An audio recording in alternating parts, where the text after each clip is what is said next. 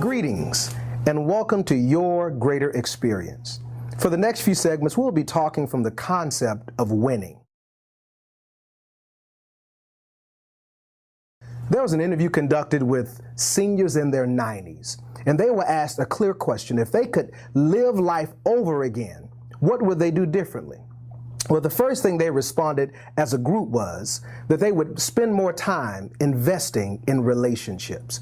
They recognized that time had elapsed and somehow, some way, they had kind of lost the concept of spending time with family and friends. The second conclusion they reached was they would take more risks, meaning that they would not be so afraid of taking chances. They would not be so fearful of failure. The third response and the third agreement was that they would invest in things that would outlive them. They wanted to be remembered. Now, what I love about their responses is this.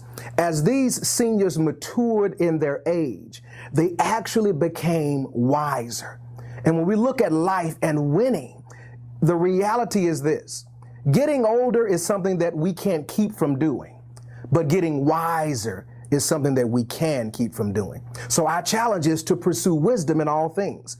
And that's what Paul was speaking about when he addressed the topic of winning. He essentially gave us three principles. Here you go. First one. Paul says you got to run with a purpose. He says in verse 24, do you not know that in a race all the runners run, but only one receives the prize? So run that you may obtain it. Another version says, so run as to win. Paul says when you look at your life and where God has pushed and placed you, you have to run this life with a purpose.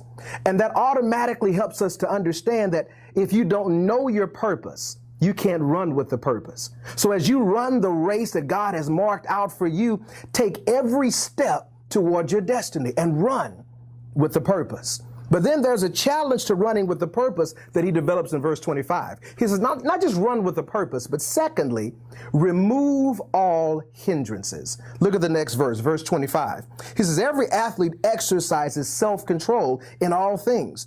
They do it to receive a perishable wreath, but we an imperishable. So take an inventory of your life and see, are there some things in your life that don't match up with where God is trying to take you, and have the courage, says Paul, to remove them. Paul says you got to remain in control. He concludes this thought by saying, I don't run aimlessly. I don't box as one beating the air. He says, but I discipline my body so that even after I finish preaching the gospel, I don't disqualify what I preached by the way I live. See, remaining in control is so important for the believer because people are watching and they want to see examples of godly living. So remaining in control means, watching your tongue, watching how you take care of your body physically, watching how you live in front of your children and grandchildren. Remaining in control is the legacy that you can leave behind for succeeding generations.